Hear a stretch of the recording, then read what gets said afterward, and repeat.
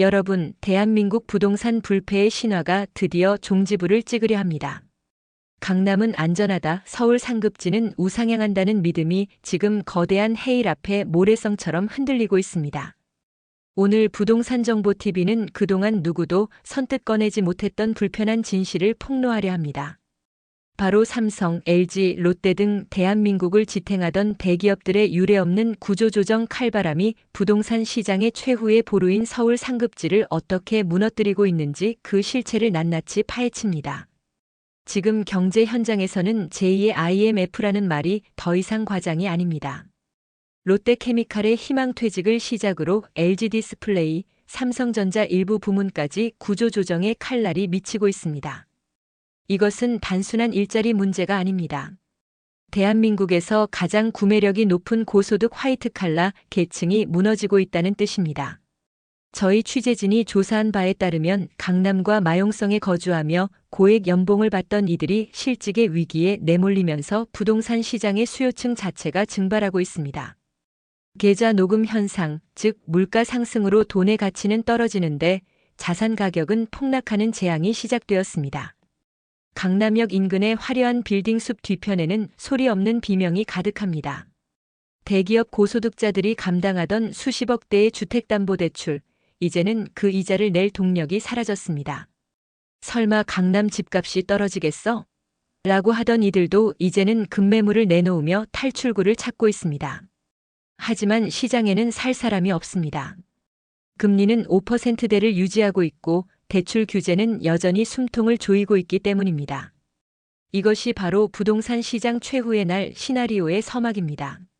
서울 상급지 아파트 단지 위로 급매 문구가 번지고 있는 모습은 흡사 1997년 외환위기 당시의 데자뷰를 느끼게 합니다. 마용성, 마포, 용산, 성동 지역 역시 예외는 아닙니다. 젊은 영끌족들이 대거 진입했던 이 지역들은 구조조정의 가장 큰 타격지가 되고 있습니다. 고소득 직장인이던 이들이 하루아침에 소득이 끊기면 가장 먼저 하는 일이 무엇일까요? 바로 집을 던지는 것입니다. 경매 시장에는 이미 강남권 아파트 매물이 쌓이기 시작했습니다. 낙찰가는 감정가의 70% 선까지 무너졌습니다. 부동산 정보TV 구독자 여러분, 지금은 낙관론에 취해 있을 때가 아닙니다. 정부는 시장 연착륙을 말하지만 실물 경제의 붕괴는 정부의 통제 범위를 넘어섰습니다. 대기업의 구조조정은 곧 협력업체의 줄도산으로 이어지고 이는 전국적인 고용 불안과 소비 침체로 번집니다. 돈줄이 마른 가게가 아파트를 살 여력이 어디 있겠습니까? 지금의 부동산 시장은 그저 폭락이라는 거대한 파도 앞에 멈춰 선 돛담배일 뿐입니다. 전문가들이 강조하는 진짜 바닥은 아직 오지도 않았습니다. 구조조정의 칼바람은 고용의 질을 파괴하고 있습니다. 정규직 고연봉자들이 계약직이나 소규모 자영업으로 내몰리면서 15억 원 이상의 고가 주택시장은 직격탄을 맞았습니다. 서울 핵심지의 똘똘한 한 채 전략도 이제는 유효하지 않습니다. 자산 가치가 하락하는데 세금과 유지비는 계속해서 오르는 역전세와 역월세의 공포가 상급지를 덮치고 있습니다. 2026년 부동산 전망은 그 어느 때보다 어둡습니다. 우리는 질문해야 합니다. 왜 이런 일이 벌어졌는가? 과도한 부채 위에 쌓아 올린 부동산 공화국의 한계가 온 것입니다. 가계부채 1900조 원 시대, 금리 인상의 파고를 견디지 못한 가게들이 하나둘 무너지고 있습니다.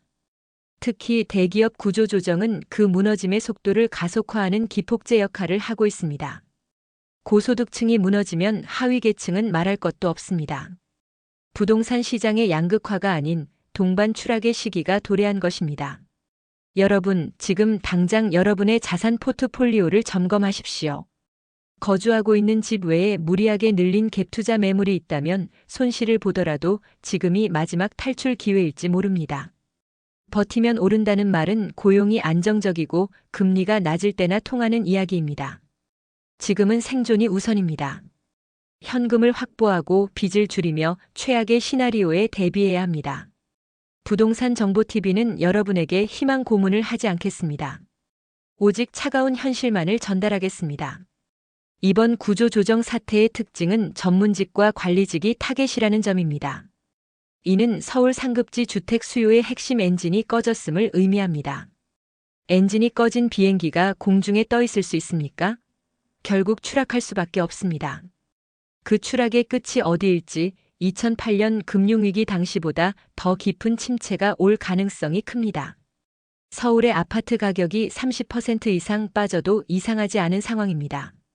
대기업의 위기는 국가 경제의 위기이고 이는 곧 여러분 가정의 위기입니다. 롯데와 LG의 희망퇴직 뉴스 뒤에 숨겨진 부동산 폭락의 시그널을 읽으셔야 합니다. 남들이 공포에 질릴 때 사라는 격언도 지금은 위험합니다. 바닥 밑에는 지하실이 있다는 사실을 잊지 마십시오. 진짜 바닥은 구조 조정이 마무리되고 금리가 안정되며 실물 경기가 반등하는 신호가 올 때입니다. 그 전까지는 철저히 관망해야 합니다. 자산의 가치가 녹아내리는 계좌 녹음을 막으려면 달러나 금 같은 안전 자산으로의 분산도 고려해야 합니다. 부동산에 올인한 포트폴리오는 경제 위기 상황에서 가장 취약합니다. 부동산정보TV는 앞으로 계속하여 서울 주요 단지의 실거래가를 밀착 추적하겠습니다. 허위 매물과 띄우기 거래에 속지 마십시오. 시장의 민낯은 경매 낙찰률과 미분양 지표에서 드러납니다. 여러분, 힘든 시기입니다. 하지만 정신을 바짝 차려야 합니다. 위기는 기회이기도 하지만 그것은 살아남은 자에게만 해당되는 말입니다. 무리한 투자로 파산하는 투자자가 되지 않도록 부동산정보TV가 여러분의 길잡이가 되겠습니다. 대기업 구조 조정의 칼바람이 잦아들 때까지 우리는 보수적으로 움직여야 합니다. 강남 아파트가 반값이라는 소리가 들릴 때까지 현금을 쥐고 기다리십시오. 여기서 더 무서운 점은 부동산 자산의 유동성 함정입니다. 집값은 수억 원이 떨어졌는데 막상 팔려고 내놓으면 보러 오는 사람조차 없는 기막힌 현실 말입니다. 고소득 직장인이던 한 구독자님은 최근 명예퇴직 후 급하게 강남 아파트를 급매로 내놓았지만 석 달째 문의 전화 한 통 없다고 한탄하십니다. 이것이 바로 계좌 녹음의 실체입니다. 숫자는 자산가인데 당장 병원비나 생활비가 없어 대출을 더 받아야 하는 비극입니다. 2026년은 그 어느 때보다 가혹한 시험대가 될 것입니다. 서울 상급지 집값이 무너진다는 것은 대한민국 중산층의 자산 기준점이 붕괴됨을 의미합니다. 이미 영등포, 마포 등 핵심 지역에서도 전세가와 매매가가 동시에 하락하는 데드 크로스 징후가 포착되고 있습니다. 여러분, 과거의 영광에 취해 있지 마십시오.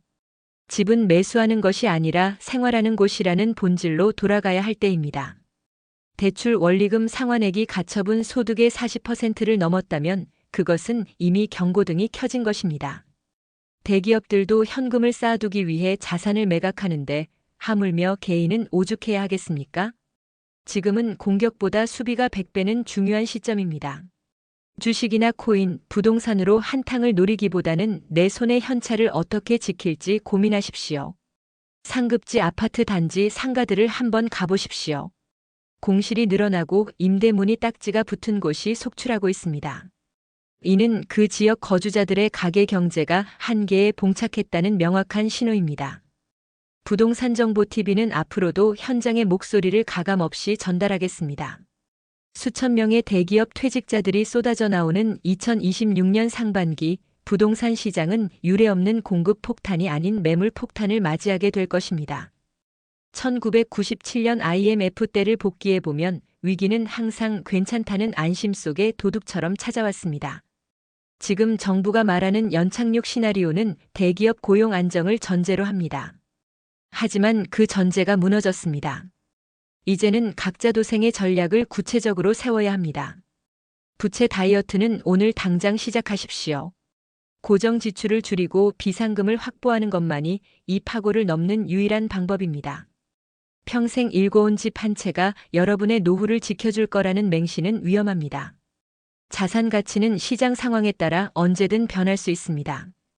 부동산정보TV는 여러분이 무너지지 않도록 가장 빠르고 정직한 정보를 들고 다시 찾아오겠습니다.